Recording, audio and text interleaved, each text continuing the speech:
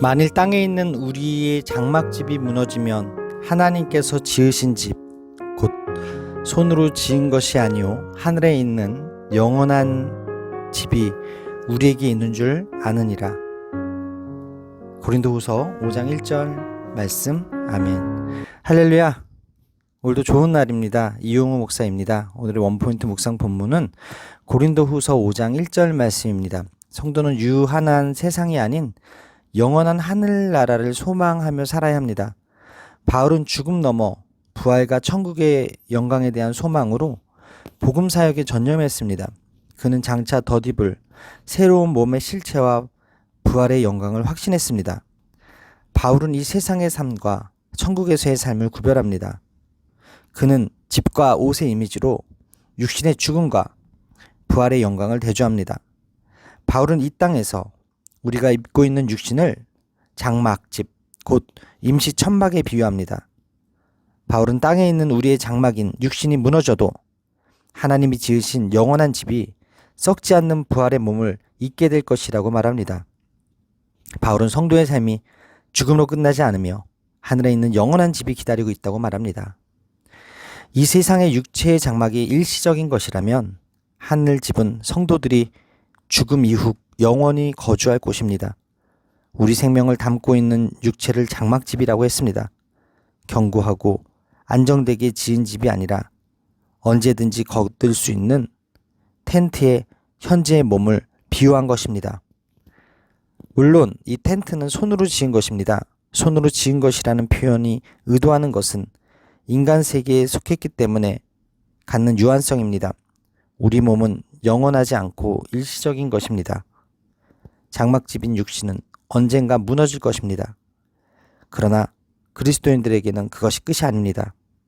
그 집이 무너지면 사람의 손으로 지은 것이 아니라 하늘에 속한 영원한 집을 소유할 것입니다. 예수님을 믿는 사람들에게 죽음이란 일시적인 이동천막을 걷고 하늘에 있는 영원한 집으로 옮기는 것과 같습니다. 우리는 세상의 몸을 벗을지라도 영광스러운 부활의 몸을 입을 것입니다.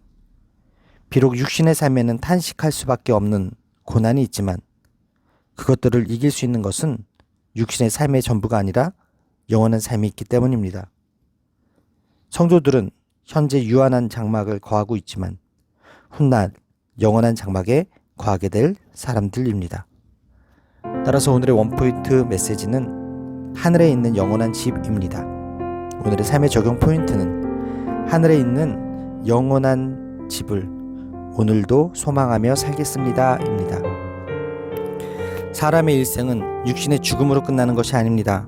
성도는 부활의 몸을 얻게 되기에 영원한 생명을 누리게 됩니다. 하나님은 우리에게 성령을 주심으로 영원히 쇠하지 않을 부활의 몸을 입을 것을 보증해 주십니다. 이처럼 복음은 그리스도인들에게 산 소망을 줍니다. 영광스러운 하늘나라에 대한 소망은 이 땅에 있는 썩어 없어질 것들과는 좋게 비교할 수 없습니다. 대부분 사람은 이 세상의 삶이 전부인 것처럼 살아갑니다. 영원한 집을 믿지 못합니다. 그 결말은 그리스도의 심판대 앞에 서서 벌거벗은 모습으로 영원한 죽음에 이르게 되는 것입니다. 성도는 영원한 본향을 소망합니다. 그래서 이 땅의 고난과 역경에도 낙심하지 않고 믿음으로 살아갑니다.